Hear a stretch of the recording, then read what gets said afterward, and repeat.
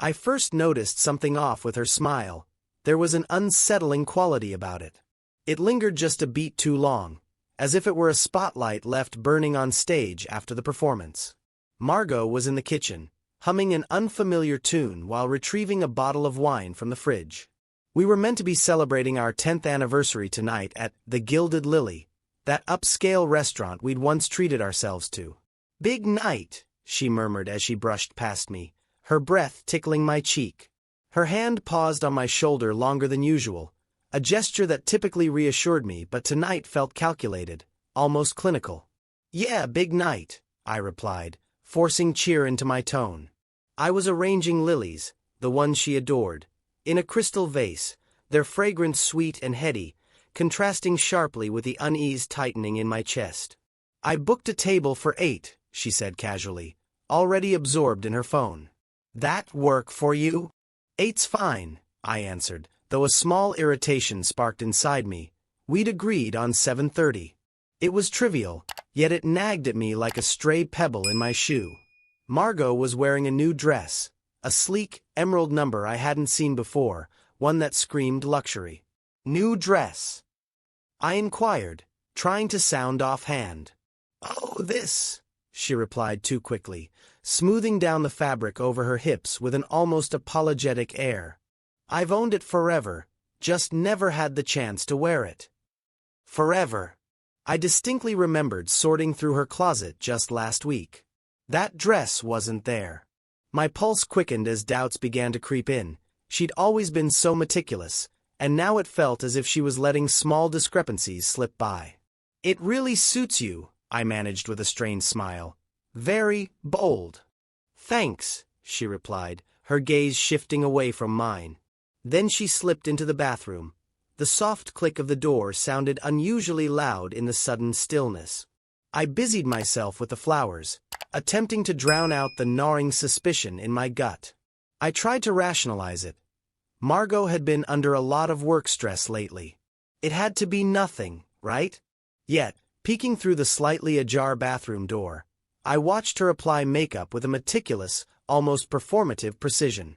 It wasn't the hurried routine I remembered. It felt staged, as though she were preparing for something other than a quiet dinner with her husband. After a few minutes, she re-emerged, a vision in green. "Ready?" she asked, her smile back in place but her eyes betraying something else entirely. "Almost," I said, grabbing my jacket. A strange detachment washed over me, as if I were merely a spectator in my own life. As we left our apartment, a sudden, irrational fear gripped me, a feeling that I was leaving behind something vital, something irreplaceable. The drive to the restaurant was filled with awkward exchanges. Margot chatted about a new project at work, but her words felt rehearsed, like lines from a script. I nodded, replying in kind, but my mind kept circling back to that dress and the uneasy lie about its origin. At the Gilded Lily, a restaurant famed for its romantic yet extravagant setting, the maitre d' escorted us to a secluded table in a shadowed corner. I noticed her hand trembling slightly as she reached for her wine glass, her eyes closing briefly as she sipped. "Everything all right?" I asked, genuine concern creeping into my voice. "Yeah, just a long day," she answered too briskly. Our waiter soon arrived, and we proceeded with our orders amidst stilted small talk. I tried to steer the conversation toward our shared memories, our first date, the wedding, the birth of our daughter, but Margot's responses were curt and distracted. Her eyes kept drifting toward other tables, scanning the room with an intensity that unnerved me. At one point, I couldn't help but ask, "What are you looking for?" My voice came out lighter than I felt. She blinked, caught off guard. "What?" "Oh, nothing," she replied, managing a smile that seemed forced. "Just people watching." People watching used to be her favorite pastime, yet tonight her manner was too deliberate, too expectant. Was she waiting for someone? I tried to dismiss the thought as mere paranoia. Stress could do that, I told myself. But the image of her new dress and the way she lied about it nagged at me. Then, across the room near the bar, I saw him. A man sat alone, tall, dark-haired, impeccably dressed, and his gaze was fixed on Margot. It wasn't a casual glance. It was a look of deliberate anticipation. Margot didn't acknowledge him, but I couldn't unsee the way he watched her. In that moment, a cold dread settled over me, a confirmation of fears I'd been trying to ignore. This wasn't just another difficult day. It was a betrayal, unfolding right before my eyes. The moment his gaze locked with hers, I felt a searing jolt, a brand etched into my very skin. He didn't just look at Margot. He practically caressed her presence with his eyes. Lifting his glass in a silent, almost mocking toast, he confirmed the unspoken truth. Margot was chatting away about her day, words that barely registered as I struggled to catch my own racing heartbeat. My hands grew clammy and my ears buzzed, as if I were witnessing a scene from afar, detached and powerless. I forced a smile at Margot, nodding along as she spun another anecdote, while my thoughts churned in suspicion. Who was this man? How long had he been lurking in the shadows of our life? The unanswered questions gnawed at me. Our appetizers, scallops draped over asparagus, arrived, yet the food tasted like ash. Margot, on the other hand, seemed to enjoy every bite, her laughter ringing out with a hollow cheerfulness that unsettled me. I couldn't tear my eyes from the man at the bar. He sipped his drink, then pulled out his phone, his eyes never leaving her. A cold shudder ran through me. Was he sending her messages? I had to know. Feigning casual nonchalance, I murmured, "I need to take a quick call," and excused myself. Stepping out into the cool night air, I fumbled with my phone, yet my attention was fixated on the restaurant's window where Margot sat. The minutes crawled by until I saw her retrieve her phone from her purse. With furtive glances around, she typed rapidly.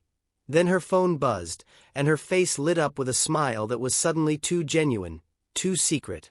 Back at the table, I watched her subtly angle the screen away from prying eyes, her fingers dancing over it with practiced ease. In a heartbeat, she excused herself to the restroom. A surge of nausea and anger mixed inside me. I felt like I was being betrayed in real time. I craved confrontation, yet something inside urged restraint. I needed undeniable proof before shattering the fragile calm of my world. I returned to the table, masking my turmoil with a calm facade. Margot rejoined me with that rehearsed smile, her eyes sparkling with an unsettling light that only deepened my suspicion. "Everything all right?" she asked, feigning concern. "Yeah, just some work stuff," I replied, my voice unervingly steady. We trudged through the remainder of our meal in stilted silence, my mind meticulously replaying every detail like a detective piecing together a grim puzzle. Every gesture, every half-truth, began to connect in a way that painted a damning picture. When we finally left, I stole one last look at the bar. The man had vanished, but then I saw him slip toward the restrooms, disappearing into the same corridor Margot had just left. It wasn't a coincidence. It was a final, subtle clue that confirmed my worst fears. The drive home was a tense, silent march of shared yet unspoken dread. Margot's silence was deafening, her thoughts hidden behind an impenetrable mask. Once home, she retreated to our bedroom, claiming exhaustion, while I remained in the living room, marinating in my betrayal. Sitting on the sofa, I felt the crushing weight of heartbreak mixed with a rising determination. I wasn't going to let this betrayal define me. I needed to gather every piece of evidence, every scrap of truth, before I decided my next move. As I sat there, a plan began to form, a promise to myself that I would uncover the full story behind her secret rendezvous. And in that moment, as the night deepened, I realized this was only the beginning. What I discovered next might just change everything. The silence in our apartment hit me like a freight train, thick, suffocating, and unyielding. I couldn't escape the image of Margot at the restaurant, the furtive glances, the secretive smiles, the subtle signals that screamed betrayal. I had to confront the uncertainty that gnawed at me every minute of that agonizing night. I rose from the sofa, my legs feeling as though they'd been leaden for hours, and made my way to our bedroom. My hand trembled as it hovered over the doorknob. Hesitation gripped me before I finally pushed the door open. What I saw made my blood run cold. There, bathed in the eerie glow of her phone's screen, was Margot, still dressed in that striking emerald gown from the evening. She sat at her vanity, her fingers flying over the keyboard with a confidence that bordered on triumph, a sly, secret smile tugging at her lips. She was texting someone, and the intimate glow of her screen revealed far more than I was ready to accept. "Who are you texting?" I demanded, my voice tight and controlled despite the storm raging inside me. Startled, she snapped her head up. "No one," she replied curtly, quickly minimizing the screen as if it were a forbidden window. "Just a friend. At this hour?" I pressed, the suspicion in my tone undeniable. "Does it matter?" she shot back, her voice cool and dismissive. Without waiting for an answer, she slipped away toward the bathroom, announcing, "I'm going to take a shower," as if that could wash away the evidence of her lies. I stood frozen in the doorway, my eyes tracking her retreat. As the door clicked shut and the sound of running water filled the room, I noticed something that made my heart skip, a glimpse of bare skin under her gown. Was she truly wearing that dress here, or had she discarded something important before coming home? The question hit me like a punch in the gut. Minutes stretched into an eternity before she emerged, steam clinging to her like a shroud, a towel wrapped loosely around her damp shoulders. I couldn't hold back any longer. "We need to talk," I said, my voice steady now as the dam of my pent-up rage broke open. She sighed, a sound that dripped with weary resignation. "About what, Mark?" she asked, her tone laced with impatience as if this conversation were an inconvenience. Before I could formulate a reply, her phone buzzed insistently on the vanity. Without thinking, I snatched it up. I knew her passcode by heart, an irony I couldn't ignore now, and unlocked it. What I saw made my stomach churn, a photograph of emerald green lace underwear, delicate and unmistakable. The caption read simply, "Thank you." My mind raced to connect the dots. The intense gaze of the man at the bar, her hasty retreat to the restroom, and now this incriminating image. It was a trophy left behind, a stark, undeniable message of infidelity. I held the phone out, my eyes burning with fury. "You left these for him, didn't you?" I accused, each word laced with bitter disbelief. Her face drained of color, and for a moment, the room fell silent except for the hum of the night outside our window. She began, but her words faltered, crushed by the weight of evidence.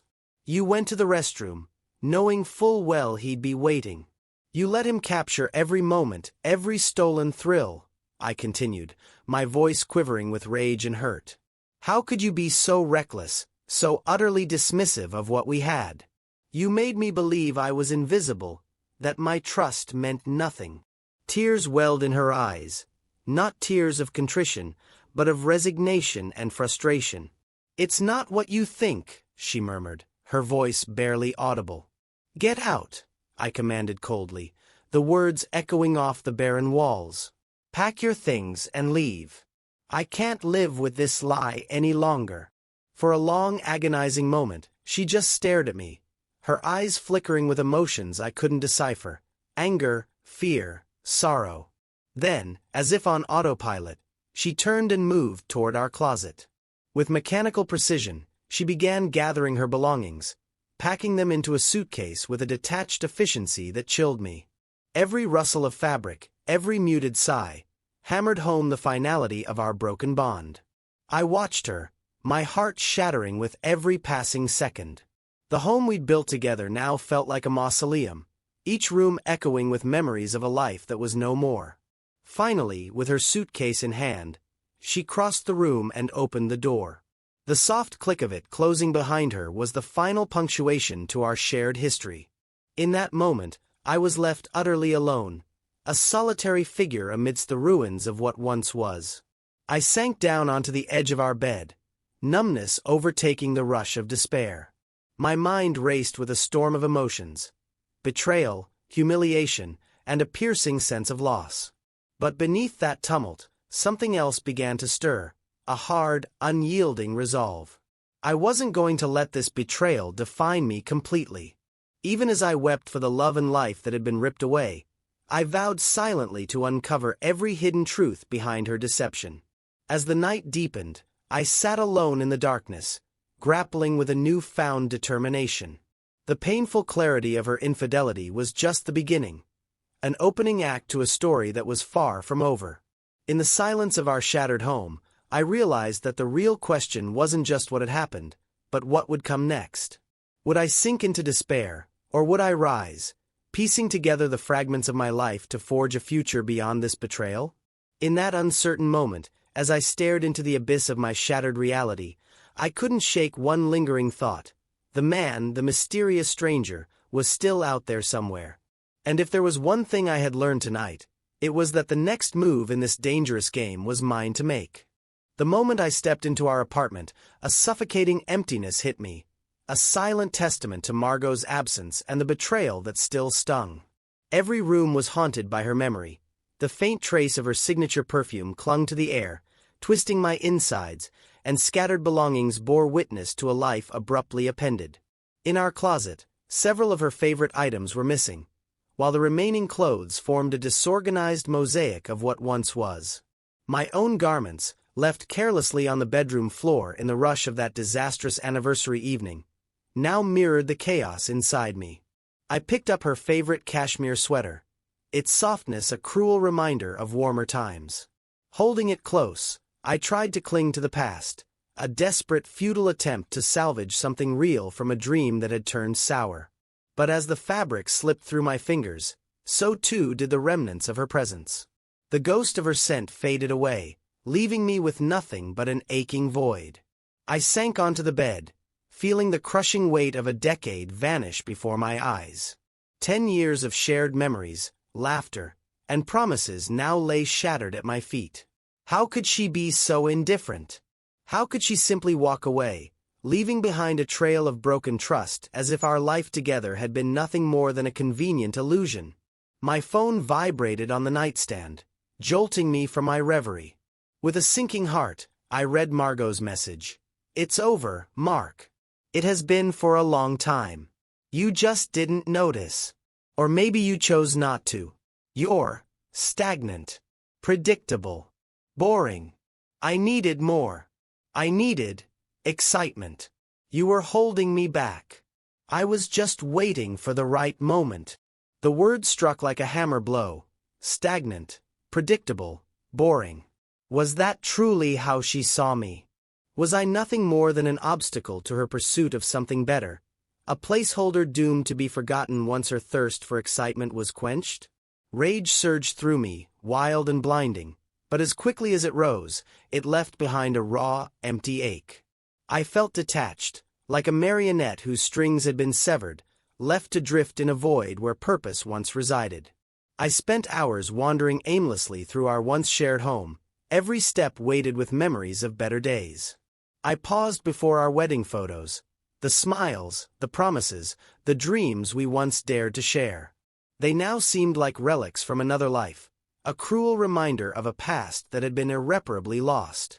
I recalled our early years, when passion and laughter had been abundant, when each day was an adventure. But somewhere along the line, we had become strangers living under the same roof. The questions piled up relentlessly. When did Margot's love wane? Was the life we built together ever genuine, or had it been a facade all along? These thoughts churned inside me, leaving me gasping for breath in a sea of confusion and despair. The next morning dawned harsh and unyielding, its cold light exposing the stark reality of our empty apartment. I sat at the edge of the bed, staring at the indentation where Margot's presence used to warm the space beside me, a phantom limb that ached with every beat of my heart. In the bathroom mirror, I barely recognized the hollow-eyed stranger who stared back, his reflection a testament to sleepless nights and unspoken grief. In the kitchen, I mechanically brewed a pot of coffee, the bitter aroma mingling with the silence. I sat at the table, gazing out at a city already awake and bustling, oblivious to the quiet devastation that had overtaken my life. Every passerby was wrapped up in their own stories, their concerns so distant from the crumbling foundation of my world. I yearned to reach out, to call a friend or family member, but the thought of explaining the unbearable humiliation, The betrayal, the public scandal of that damning photo, the man at the bar who had captured it all, was too much to bear. The hours slipped by in a haze. At work, I was a ghost in my own life, my mind trapped in a loop of regret and endless what-ifs. I sat staring at my computer screen, the routine of my day punctured by fleeting memories of our happier times. Every sound, every face in the office reminded me of what I had lost. Even the mundane act of returning home felt surreal, as if I were treading through a nightmare that refused to end. That evening, as I collapsed onto the sofa in our desolate living room, the silence was almost tangible, a heavy, oppressive force. I flipped through television channels with no real interest, the flickering images on the screen unable to pierce the dark cloud that loomed over me. The questions about Margot and that enigmatic man at the bar kept echoing in my mind. Who was he? How long had this treachery been hidden in the shadows of our lives? Yet, amid the overwhelming despair, something unexpected began to stir. In the depths of that crushing solitude, I felt a subtle shift, a quiet, almost imperceptible glimmer of acceptance. It wasn't forgiveness, nor was it resolution. It was the fragile recognition that I could no longer cling to the past. The betrayal was irrevocable, but I was still here, forced to face a future uncharted and raw. That night, lying in an empty bed, I stared up at the ceiling, my thoughts a tangled web of regret and cautious hope. The road ahead promised to be long and painful, marked by scars that might never fully heal. Yet, somewhere in the darkness, I sensed that this painful chapter was just the beginning of a new story. A story in which I would reclaim my identity, rebuild my shattered life, and perhaps even uncover the truth about the man who had so boldly intruded on our lives. As sleep finally claimed me, a final thought lingered, a whispered promise in the silence of my despair.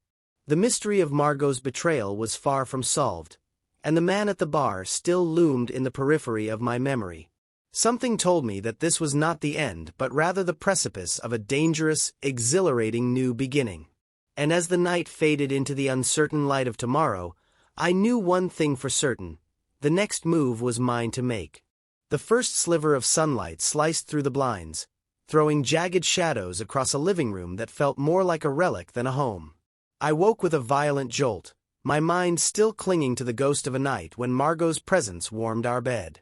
Now, however, the brutal reality crashed in. She was gone, and she wasn't coming back. Yet this morning held an unfamiliar quality. The raw grief that had defined my nights was still there, a constant, aching companion, but something else stirred beneath it, a spark of determination that I hadn't felt in ages. I swung my legs over the edge of the bed and made my way to the kitchen, where the clatter of my thoughts was momentarily drowned out by the ritual of brewing a pot of strong, black coffee. The aroma was bitter and robust, a stark contrast to the delicate blends I once favored under Margot's gentle persuasion. I sipped my coffee slowly while scanning the apartment. Every corner bore the unmistakable imprint of her life, a curated gallery of art, soft pastel throw pillows that whispered of her style, and the lingering scent of her perfume that clung to the air like a stubborn memory. This wasn't my space anymore. It had been overtaken by her presence, every familiar object transformed into a relic of a life we once shared. And then it hit me. I wasn't going to live in this mausoleum of our past. I couldn't let her ghosts dictate my future. I made a decision right then and there. I would reclaim my home, my life, my identity. I began with small, deliberate acts of change. I shifted the heavy sofa away from the window to carve out a more open, inviting space that felt mine. I replaced the pastel cushions with ones in deep, rich hues that resonated with my own taste, and I removed several pieces of artwork, hanging up prints I had collected over the years. Pieces that truly spoke to me. The transformation was subtle but powerful. Slowly, the apartment began to feel like a place where I could start again. Next, I tackled the bedroom. I boxed up every trace of Margot's influence, her clothes, the personal mementos, even the floral patterned bedding that had once seemed so cozy. In its place, I installed a minimalist setup that felt both stark and liberating. I even purchased a sleek modern alarm clock to jolt me awake to my new reality, a reality that was unequivocally mine. But reclaiming my space was only part of the journey. I had let my friendships wither away over the years, a casualty of a marriage that had slowly isolated me. Determined to revive the parts of myself that I'd neglected, I reached out to Tom, my best friend since high school. Our conversation was halting at first, strained by months of silence, but it quickly morphed into something genuine. We spoke for hours, laughing and reminiscing without the heavy burden of recent events. In that moment, I realized that reconnecting with those who truly knew me was an essential step toward rebuilding my life. A few days later, I found myself at our old haunt, a dim, familiar bar downtown. The atmosphere was gritty and raw, a far cry from the sterile environment of my apartment. Over a couple of beers, the familiar banter and shared memories stirred something inside me, a long-forgotten part of my identity that had been buried under years of conformity and compromise. With every laugh and every heartfelt exchange, I felt myself slowly reawakening.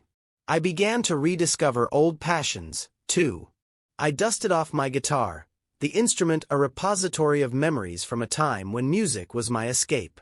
The notes flowed effortlessly as I strummed, each chord a cathartic release of bottled-up emotion. I even started hitting the gym regularly, pushing my body to its limits in an effort to channel my frustration into strength. With every drop of sweat, I felt a small piece of the old me returning, more resilient, more self-assured. One evening, as the city lights blurred past my window on a solitary drive, I realized that Margot's betrayal, as painful as it was, had inadvertently become the catalyst for change. It was an opportunity to start afresh, to rebuild from the ruins, and to forge a life that was authentically my own. The idea of filing for divorce, once an unfathomable step, now seemed like a necessary part of my transformation. I booked an appointment with a lawyer, stepping into the legal maze that would finally set me free from a marriage that had long been a prison. Weeks turned into months, and with each passing day, I found myself growing stronger, more confident, more independent. The pain of loss still throbbed quietly in the background, a reminder of what had been, but it no longer dominated my every thought. I began to accept that the end of my marriage wasn't merely a tragedy, it was a beginning. I was slowly crafting a new narrative for my life, one where I held the pen. As I sat one late evening in my newly reclaimed apartment, strumming a melody on my guitar, a sense of clarity washed over me. I understood that while the scars of betrayal would remain, they would also serve as symbols of survival, of the battles fought and won. The future was uncertain, and the process of healing would be long and winding, but I was ready to face it head-on. I glanced at the stack of divorce papers on my desk, a tangible symbol of the past I was leaving behind. In that moment, I made a silent vow. I would no longer be defined by the pain or the betrayal. I was ready to embrace the possibilities that lay ahead, to build a life filled with genuine happiness and self-discovery. And as the final chords of my guitar faded into the quiet night, I allowed myself a small, hopeful smile. The journey ahead was daunting, yet brimming with potential. I was stepping into an uncertain future, yes, but one where I was finally free to be me. The decision had been made, the path set. And for the first time in a long while, I felt truly alive, ready to write the next chapter of my story.